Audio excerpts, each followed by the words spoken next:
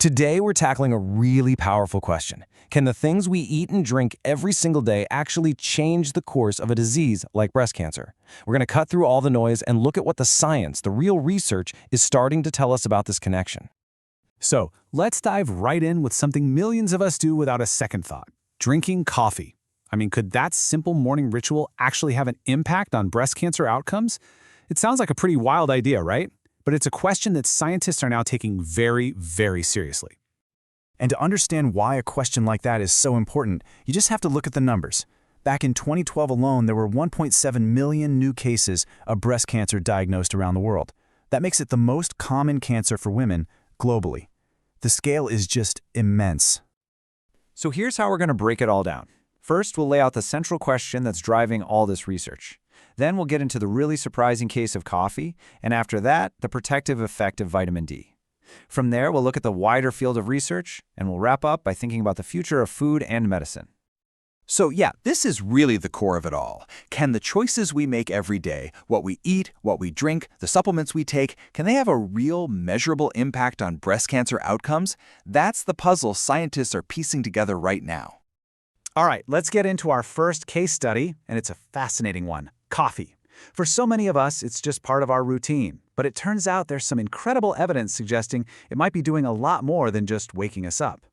A lot of this buzz comes from a 2015 study out of Sweden. Researchers took a deep dive into the data from over 1,000 women who'd been diagnosed with invasive breast cancer, and they looked at everything, including their coffee habits. And what they found was pretty remarkable. Check out this table. For patients who drink very little coffee, like 1 cup or less, about 66% had smaller, less advanced tumors. But look what happens as the coffee intake goes up. It jumps to over 75% for women drinking 5 or more cups a day. The pattern is pretty hard to ignore. More coffee seemed to correlate with smaller tumors. But here's where it gets really specific and really interesting. This connection wasn't true across the board. The link was only significant for patients with what's called estrogen receptor positive, or ER+ tumors.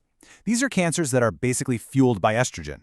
For other types of tumors, no statistical link was found. It just goes to show you how targeted these effects might be. So, what does this all boil down to? It comes down to this number: 0.51. For those ER-positive patients who were being treated with the drug tamoxifen, drinking 2 or more cups of coffee a day was linked to a 49% lower risk of the cancer returning. Let me say that again: an almost 50% lower risk. In clinical research, that's a huge signal. And you don't have to take my word for it. The study's authors summed it up perfectly themselves. They concluded that more coffee was clearly associated with smaller tumors and, importantly, better disease-free survival for this very specific group of patients.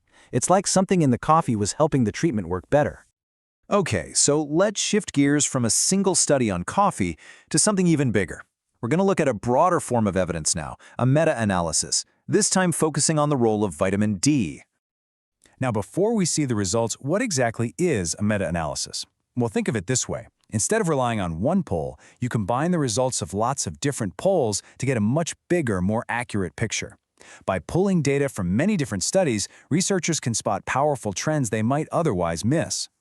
And when they did this for vitamin D, pulling data from 5 different studies, the result was really striking. You can see it right here. If you set the mortality risk for patients with the lowest levels of vitamin D as the baseline, let's call it 1.0, the risk for patients with the highest levels dropped all the way to 0.56. So what does a number like 0.56 actually mean in the real world?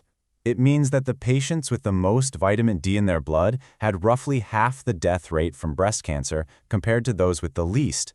That is an incredibly powerful association to see across so many different groups of people.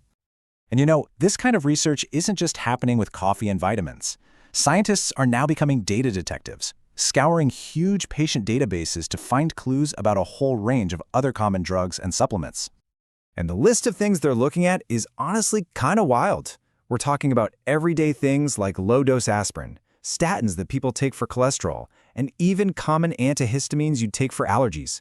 They're really leaving no stone unturned. For instance, take those antihistamines. A massive analysis of patient records in Scandinavia found that people using a specific type had a 33% lower mortality risk. Now, this isn't proof of cause and effect, not at all, but it is a massive flare from the data that tells scientists, hey, look over here. And the search just keeps getting wider.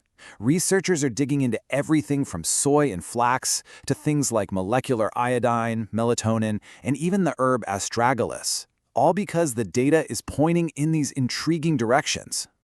And check this out. Here's another incredible example. Looking at the entire Taiwan National Patient Database, researchers found that long-term use of an herbal supplement called danshen was associated with a 45% decreased risk of mortality. It's a perfect example of how modern data science is finding signals in traditional medicine.